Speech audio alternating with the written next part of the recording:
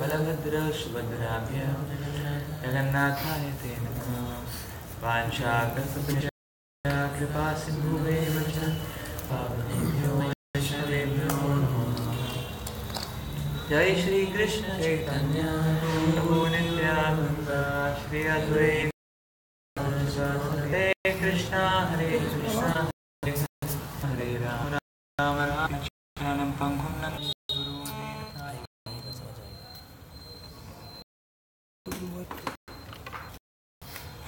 Krishna. 11 today.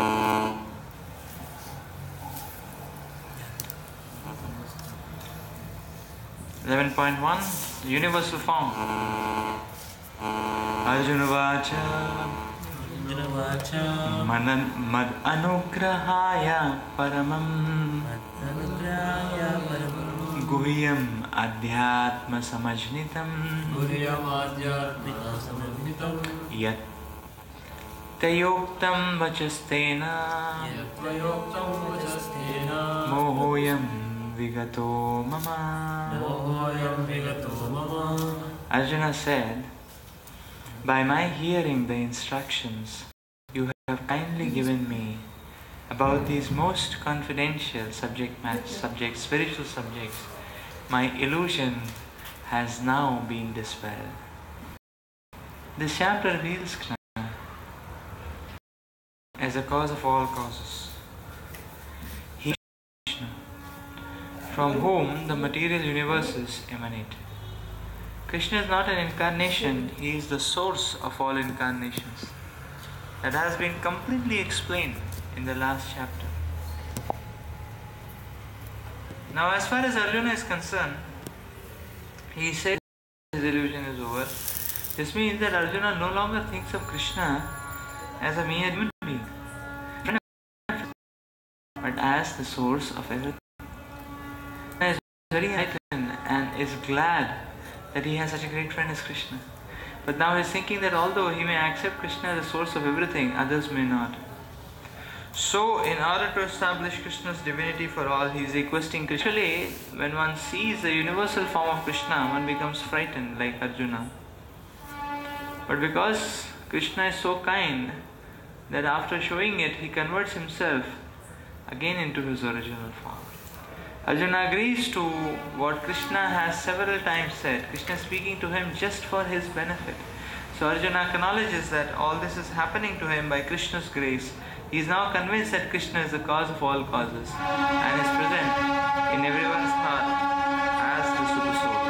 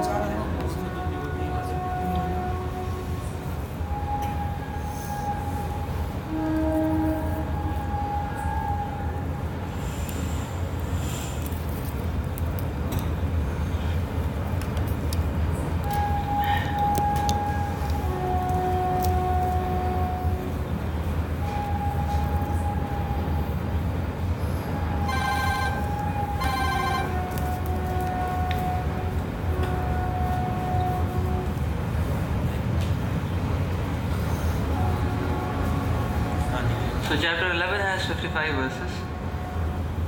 Verses 1 to 4 are Arjuna's request to show the universal form, the Lord. Verses 5 to 8, Lord Krishna describes the universal form. So Krishna's description of universal form. Then from 9 onwards to 14 verses are Sanjaya's description of the universal form. from 15 onwards to 31, 15 to 31, is Arjuna's description of the universal form. And after Arjuna describes the universal form, the Lord is telling Arjuna in the next 3 verses, 32, 33, 34, that please be my instruments. Then 35 onwards, Arjuna starts praying to the Lord. And then the last is Arjuna's prayers. And then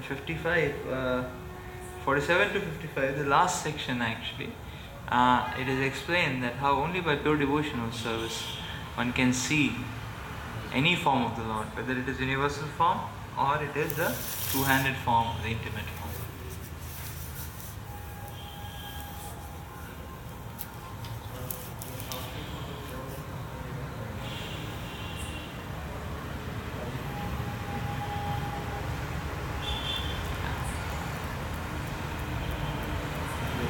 That is the verse description.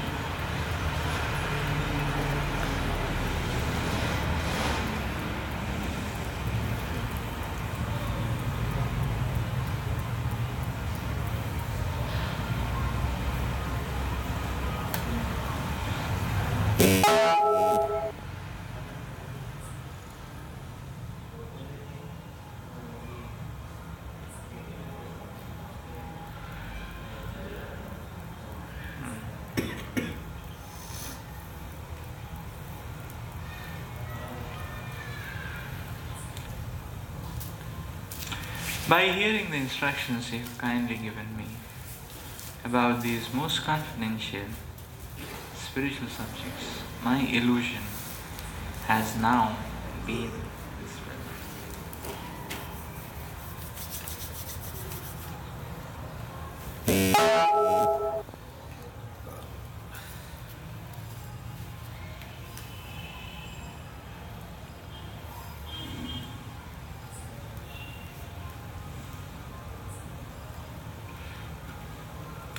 Prabhupada explains what is the meaning of illusion being over. And Prabhupada explains that Arjuna no longer thinks of Krishna as a mere human being, as a friend of his, but he thinks of Krishna as the source of everything.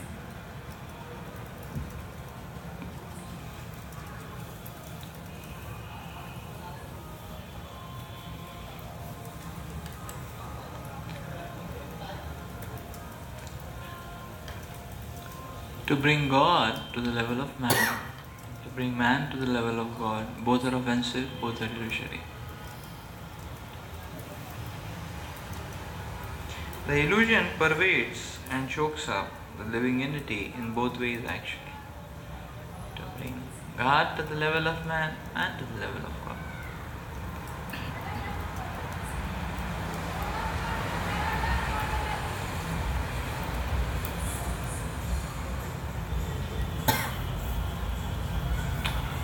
So God should be the recipient of all focus, all attention, all love, care, service. And when something else is there in focus, the prime focus of our consciousness, or the prime recipient of the flow of our consciousness, then that's the meaning of prioritizing something else in comparison to God. So what it means to have Krishna as the supremest object, to understand that Krishna is God, is that yes, that understanding means one is prioritizing Krishna like that in his life, by his words, activities, thoughts, consciousness, and so on.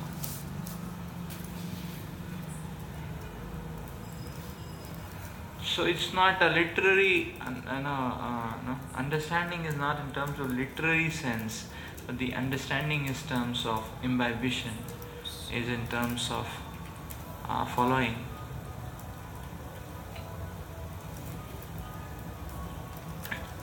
That's what is explained here actually.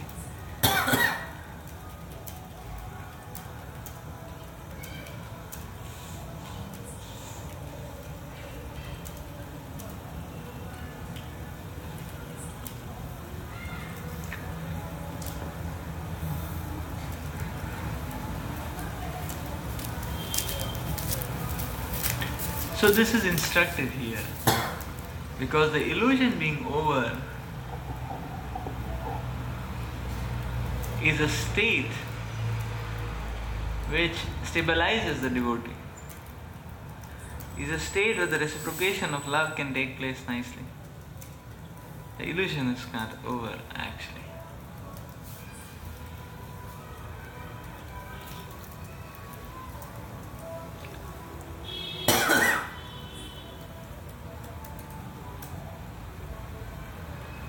So actually we see that Arjuna has been there with Krishna since a long time. But the relationship has been as a friend. A relationship, so friendship, relationship means casual, frivolous, various turns it takes. But now Arjuna is very serious. And therefore, Arjuna is not thinking about Krishna or relating with Krishna in terms of friend. So he is not doing social dealings, he is not doing friendly dealings actually. But rather he is connecting to Krishna in the mood or in the attitude of getting the solutions to the most important problems of his life.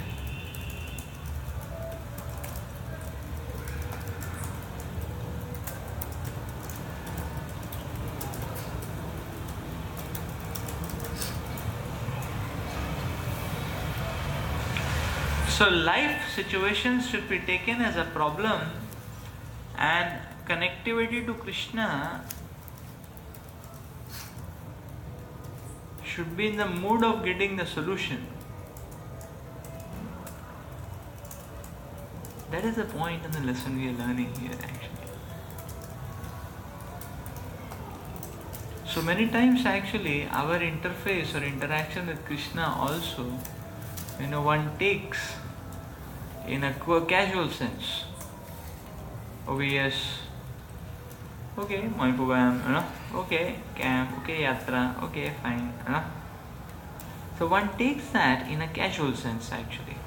One's interface with the morning program, one's interface with the activities of Krishna consciousness. So that is the meaning actually. That when one is taking it in a social sense or a casual sense, that's what Arjuna has been doing with Krishna. He's been taking Krishna in a social sense, in a casual sense, lightly. But the Shastras are never talking about lightly. The Shastras say tightly, not lightly. The Shastras are not saying lightly. The Shastras say tightly. You tightly take shelter of Krishna.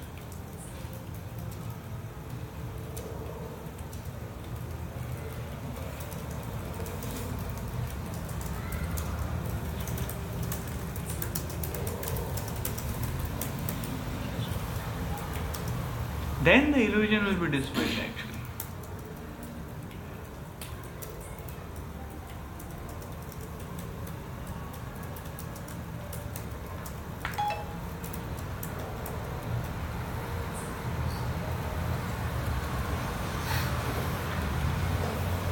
So actually, bhakti therefore is not a hobby or an add-on in our life. The limbs of devotional service should be the most important aspect of our lives actually. Just like, say, suppose there is a software engineer, and now what will happen to the software engineer is that as soon as he starts a day, his contribution cannot start unless he opens the laptop. Unless the laptop boots up, nothing can happen in his life. Life begins from that point. And whatever happens within the laptop. Is it not? Outside the laptop, nothing much is happening. Is it not? The code is being made, the test cases are made, programs are run. The newer versions are coming, errors are being debugged. Whatever is happening inside, is it not?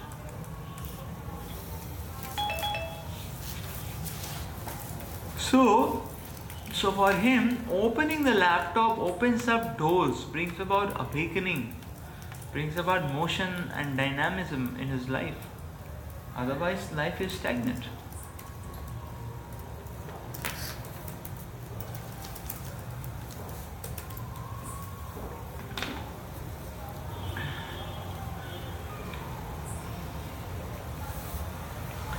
Like one time I was in HSBC, and there was some problem with the PC they had given me.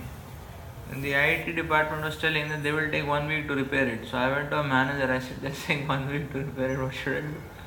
He said, yeah, no clue, what can be done, nothing can be done. No? I said, what should I do?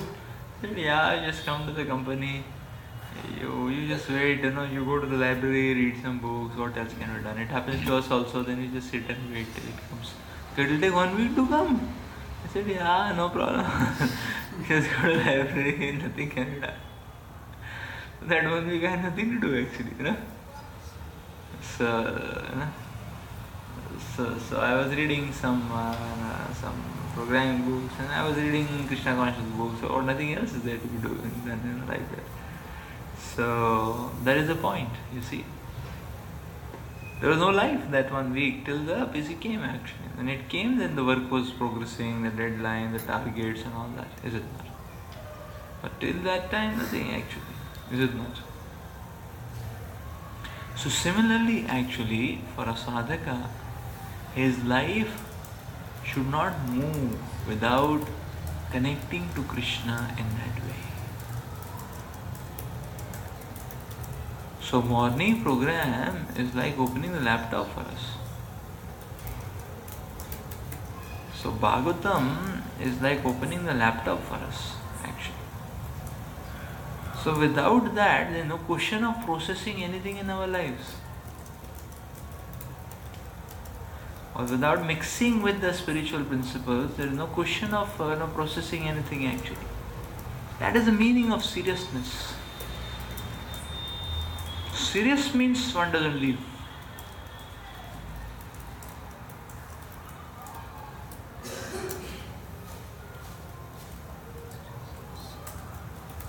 So serious means one doesn't leave actually. So therefore seriousness means that one has to make connection to Krishna in that way. That yes, whatever happens now, the situations are not a detail.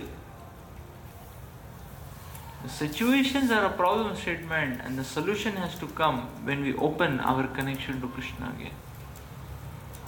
Through sadhana, through seva, that way. That is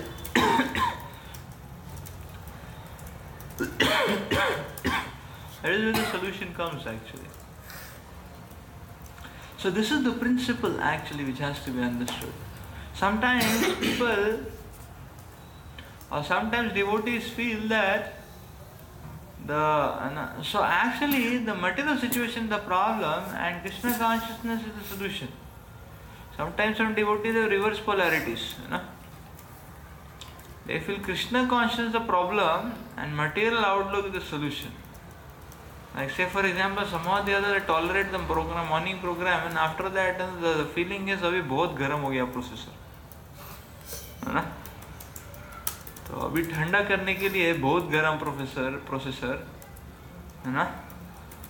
Then to make it cool down, then they want to have some material outlook. So 2 घंटा सो जाते हैं. Material outlook, you see. और उनमें से बहुत तपस्या हो गया अभी, तो अभी क्या करना है, चलो गोविंदाष्टक कहते हैं like or go on that lake and they throw stones on the lake, है ना? तो भगवान के ऊपर फूल ना, if you ना shower flowers on the Lord, it's still some meaning is there, is it not? What is the point in the next verse? Like that, है ना? or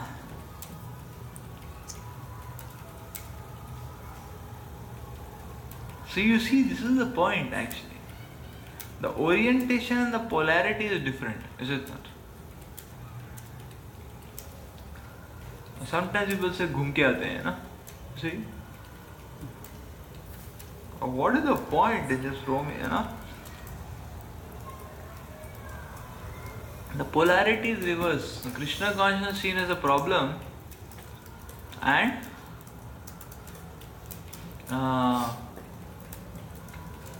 Krishna consciousness is seen as a problem, and material aspect is seen as solution.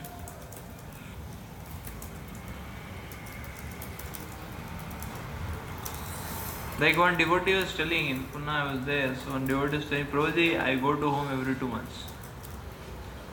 अच्छी बात है, लेकिन ना इतना frequency है ना, इतना नहीं प्रभुजी, क्या है कि ना अच्छा लगता है, कहो तो ठीक है, लेकिन है ना क्या अच्छा लगता है, अच्छा बताइए ना. अरे क्या है प्रभुजी, ना 2 महीने क्या टॉलरेट नहीं होता है. घर जाते हैं, आराम से सोते हैं, खाते पीते हैं, सेहत बनाते हैं, फिर so what is the so you see the outlook. He's seeing the Krishna consciousness as a problem, and he's seeing the home as a solution. The reverse polarities. Again, he's thinking that okay, Krishna consciousness somehow or the other I have to tolerate. But when I adopt that material outlook, so nice. So this is the meaning of casual.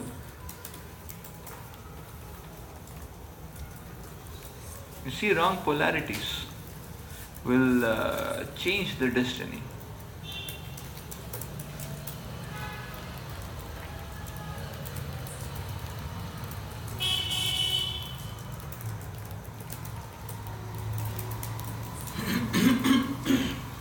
Just like sometimes people get job, they feel इस solution मिल गया है ना, job मिल गया.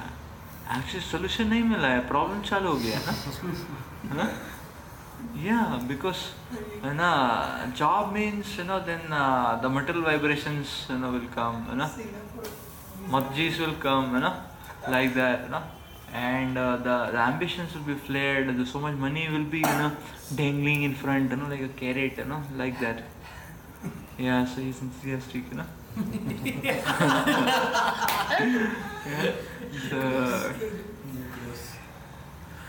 So all this actually. So one thing जरा हो गया, चलो life settle हो गया. अरे settle नहीं हो गया, unsettle हो गया बाबा. So then how would the settlement will happen? The settlement will happen if you commit to some seva, you stay in association, and then only the figure out when are you going to do seva, when you are going to do some sadhana, and so on. Then only stabilization will happen actually. So this is the point actually, is it not? So therefore that which is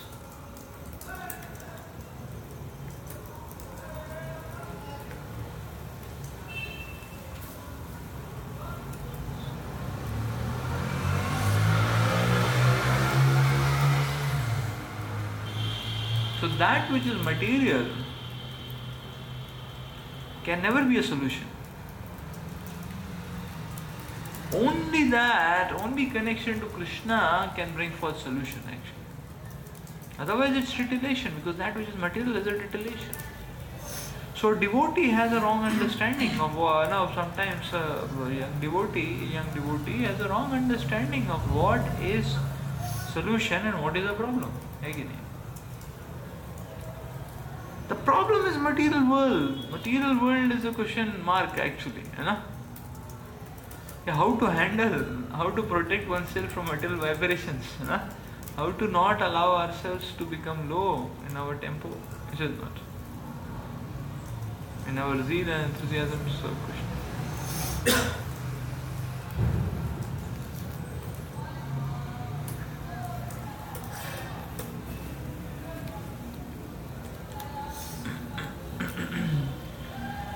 This is the point being explained in this particular verse here actually.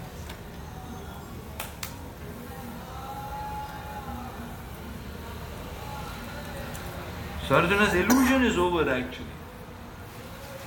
That means he is no longer seeing Krishna as a human being. Now he is seeing problem is problem and solution is Krishna's shelter. He is not seeing reverse polarities. That's the point actually. Okay, we go to text 2. Bhavapyayo hi bhutanam Shuto vistaraso maya Tvattaha kamalapatraksha Mahatmayam abhijavyayam. O lotus-eyed one, I have heard from you in detail about the appearance and disappearance of every living entity and have realized your inexhaustible glories. Arjuna addresses Lord Krishna as lotus-eyed. Krishna's eyes appear just like the petals of a lotus flower.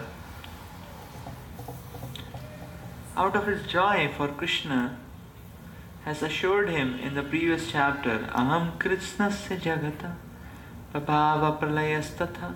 I am the source of the appearance and disappearance of the entire manifestation. Arjuna has heard of this from the Lord in detail. Arjuna further knows that in spite of his being the source of all appearance and disappearances, he is aloof from them. As the Lord said in the 9th chapter, he is all pervading. Yet he is not personally present everywhere. That is the inconceivable opulence of Krishna, which Arjuna admits that he has thoroughly understood.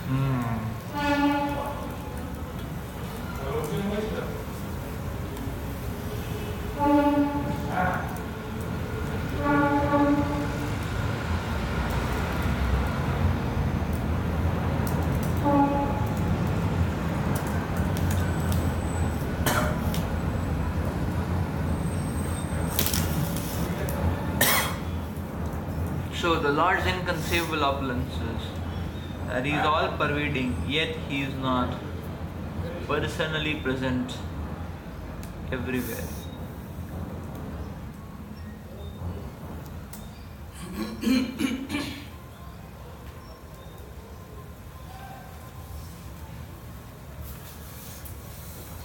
The Lord is all pervading, but He is not personally present everywhere.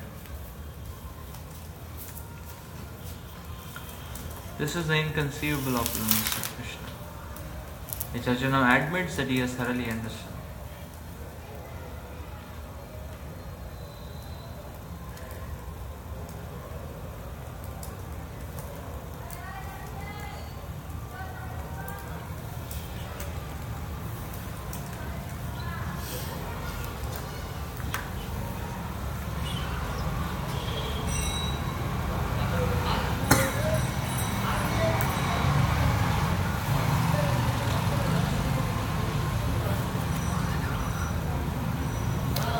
So in this material world actually, we see this aspect, we hear about this aspect many times, that the Lord is all pervading. Okay.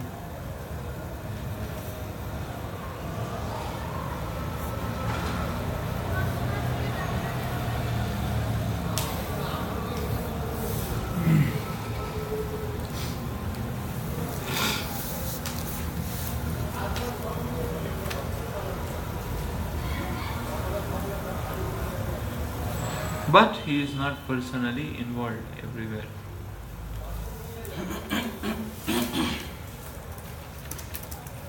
He is aloof.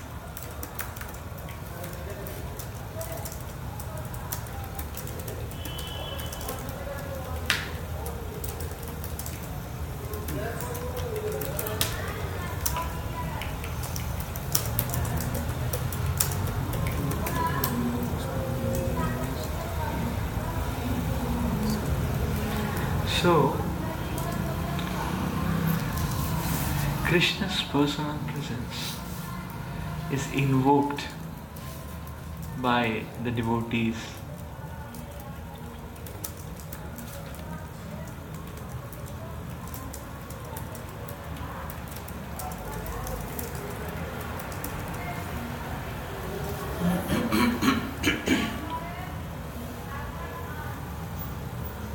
So Krishna's personal presence has to be invoked. Krishna is there everywhere, but you will not be able to access him. But only when we invoke, Krishna gives the access criteria.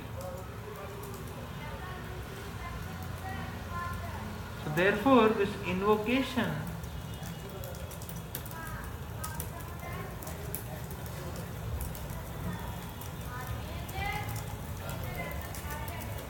needs to be undertaken seriously. So Krishna will not get involved in our lives unless we take shelter of Krishna in that way. He is controlling everything. He is there very near to us. But unless we reach out to him in desperation, in Shanagati, Krishna's mercy is not going to flow in our lives.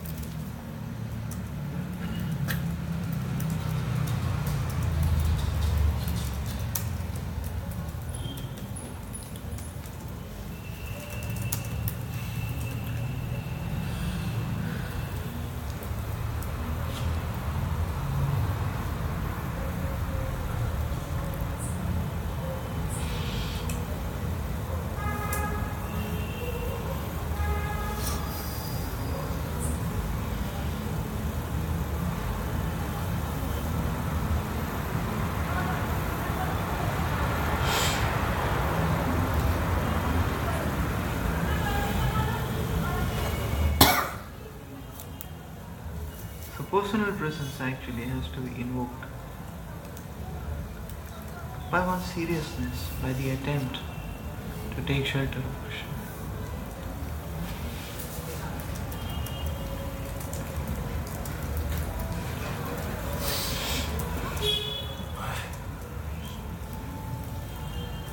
So that means that to the degree we are taking shelter of Krishna, to that degree Krishna is becoming involved in our lives. Actually.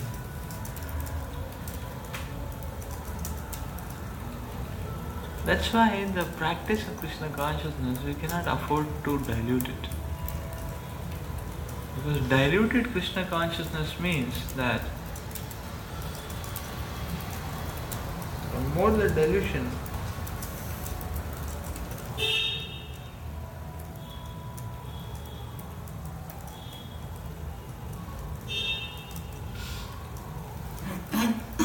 Krishna is going to be far away.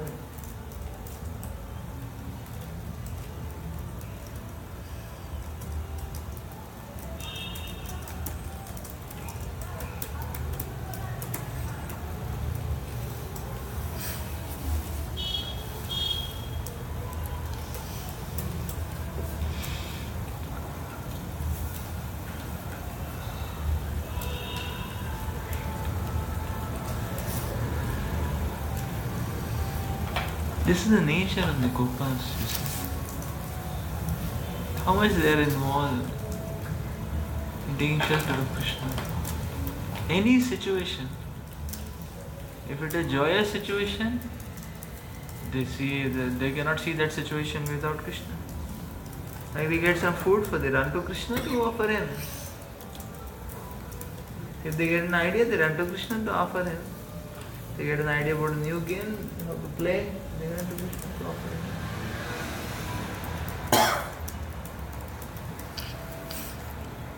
And then they get problems, they run to Krishna.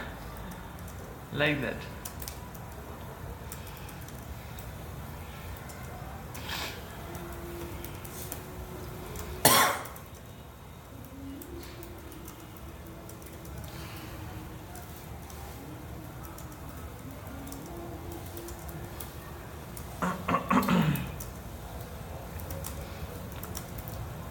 So similarly, actually, a devotee should always strive that Krishna remains involved in our lives. Otherwise, we will go off track. So yes, this is the point, that because Krishna is aloof,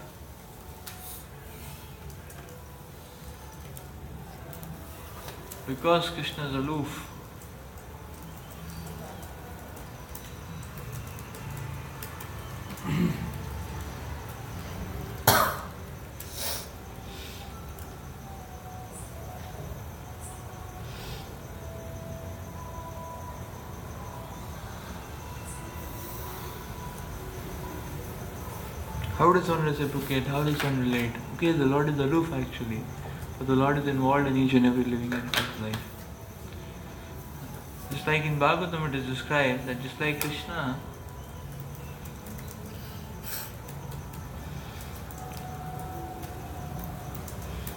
the Lord is just like a sun. And the sun, everybody can see the sun is over their heads. But the sun cannot have hundreds of coordinates, is it not? It's only in one location.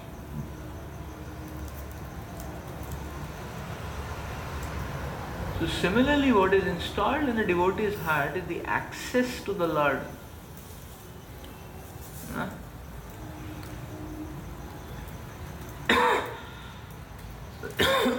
He gets the access. So to the degree we strive for it, to that degree the process becomes faster, is it not?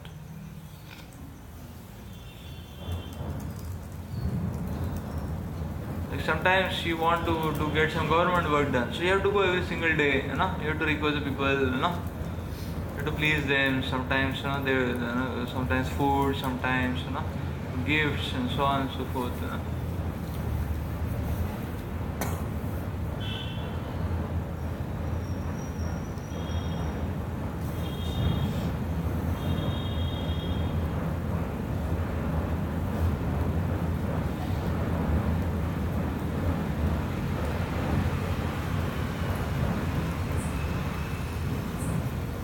So the sun is at one place actually, but the sun is installing, is it not?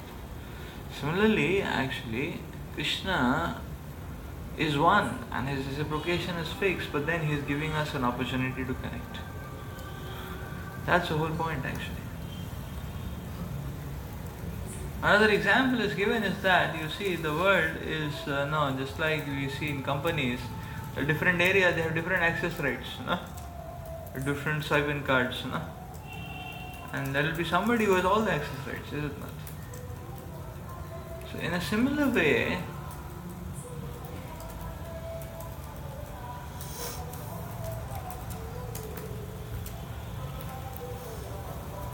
a living entity, everything is there in this world, but just that living entity doesn't have the rights to see and perceive.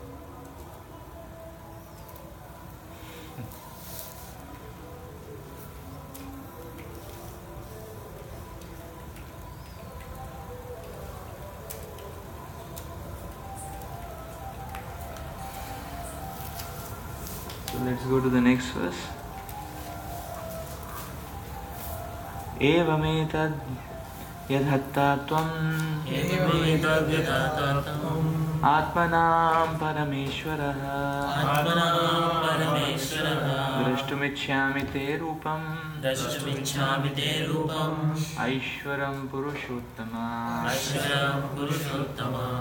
So basically, what we're making the point is that different areas in a company have different access rights. Now it is up to Krishna, he gives access to how much. So devotee is always striving for fixity.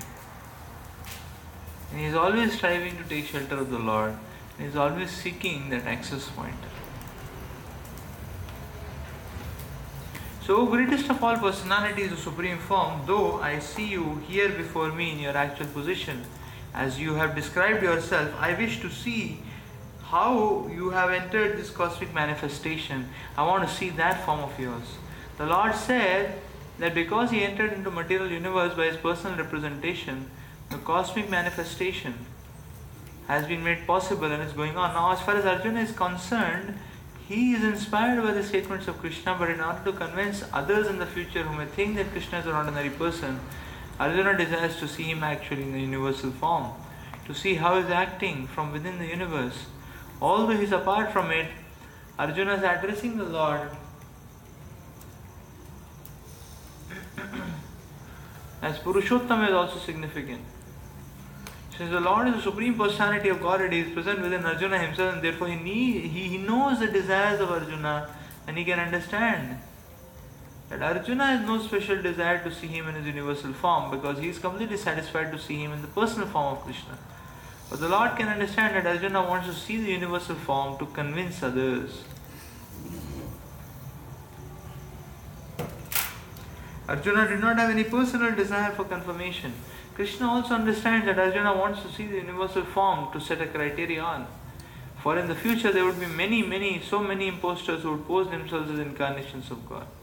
The people therefore should be careful. One who claims to be Krishna should be prepared to show his universal form, to claim to confirm his claim to the people.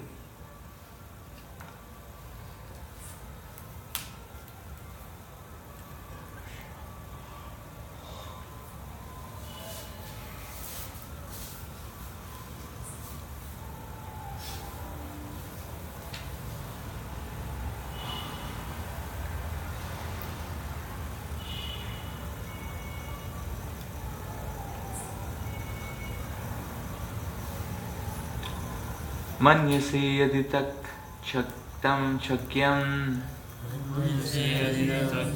मया द्रष्टुमिति प्रभो योगेश्वर ततो मे त्वां दर्शयात्मनमव्ययम्. If you think that I am able to behold your cosmic form, O my Lord, O Master of all mystic power, kindly show me that unlimited universal self. So Arjuna is not doubting Krishna, whether Krishna is having form or not, whether Krishna can show or not, but he is doubting himself, whether I have the qualification to see or not. And therefore is making this appeal that, oh Lord, if you think I am qualified, actually this is humility. Arjuna is not saying you have to show me, you cannot escape, you know. Arjuna is saying, hey, nahi shayad form, you know. He is saying, you are qualified, but if I am qualified, if you think, then you can.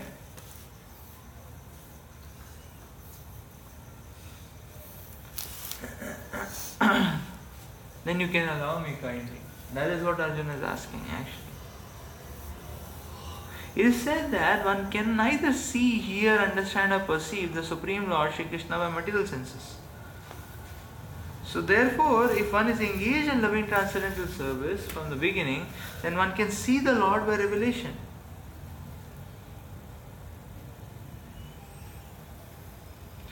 So you see,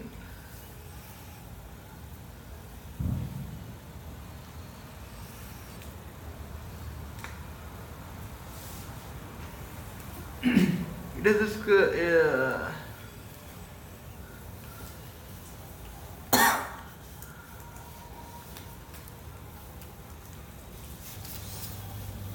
so materially we cannot understand Krishna. Spiritually only we can understand. Therefore, we need the vision which has to be given by Krishna actually. Therefore, in all our connection to Krishna, whether it is seva or sadhana, this should be our prayer. Oh Lord, please give me the vision by which I can see things properly, so that whatever be the situation, I can serve you. I can please you. Otherwise it's hazy. I really don't understand what is service, what is pleasing Vaishnavas. That is the sadhaka's prayer actually.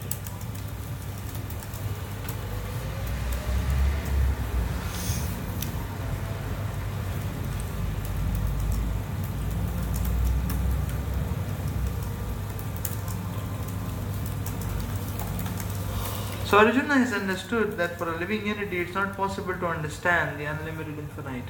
If the infinite reveals himself, then it is possible to understand the nature of the infinite by the grace of the infinite actually.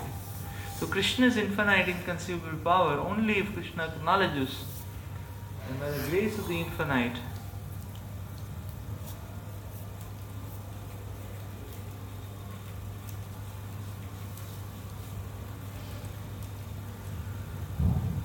the whole setup has to be made infinite. Actually, this is humility, you know.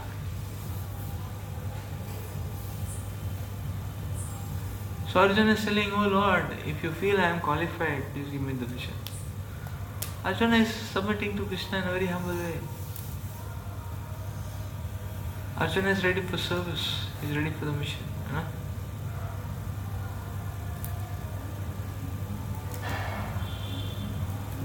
So in a very humble way he is approaching. So humble means what? We are grateful. Now for whatever is given to the Lord, but now and now whatever we expect from the Lord, we wait patiently. You know?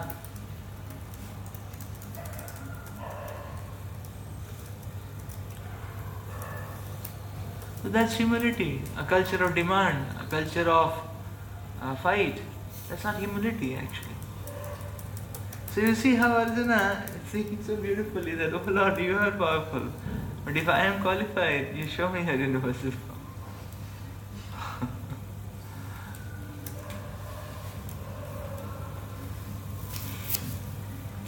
If I am qualified, you show me your universal form. So humility, one has to be tolerant actually.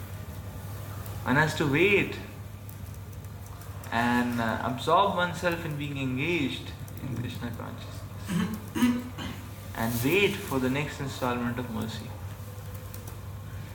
That is the point. Okay, we'll stop here. Prabhupada ki jai. Prabhupada, before opening centers around the world, he told that I have all centers all over the world. It is just like demanding from Krishna, because Prabhupada wanted, so he somehow want to do it. So is it not demanding from Krishna? No, it's not demanding Krishna. Like that.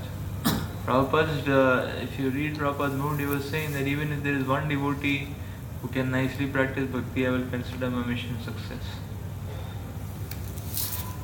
So Prabhupada's opening center is not in the mood of Prabhupada's opening center is in the mood of expanding the reach. Now that center, whether it is a one devotee center or 100 devotee center, that's the detail, is it not? Yes. That's right. So Prabhupada didn't had a calculative vision always.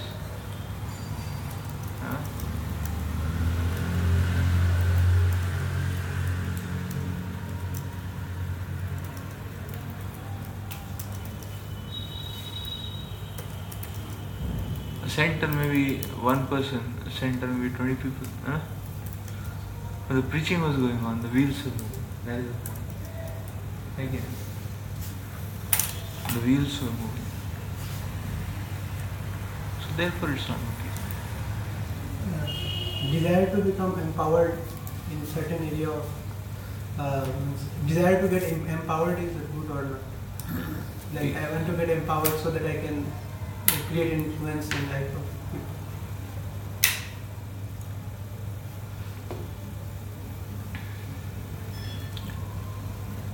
We can request Krishna and we have to wait. And we have to add, okay Krishna, if you feel this is good for me, if you so desire and if you feel this is good for me, if you like, you can grant this. And then we are ready, whatever Krishna gives us actually. That way. So there is no problem in planning how we will advance and offering that plan to Krishna. But if Krishna makes corrections, we should just accept. That way. Is it not? If we do not accept, then we are dictating to Krishna. Is it not? So we plan in one way and Krishna is showing some other situation in life. Then we adjust to that plan. Okay, this is what Krishna is showing. Now let me serve in this way, you know.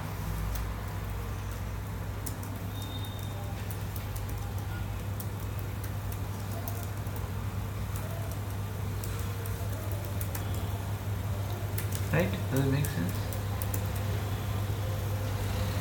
Yeah. Okay, so we'll meet tomorrow, 6:30. So probably Tuesday morning also we will have Bhakti Shastri class, 6:30. Tomorrow, Tuesday.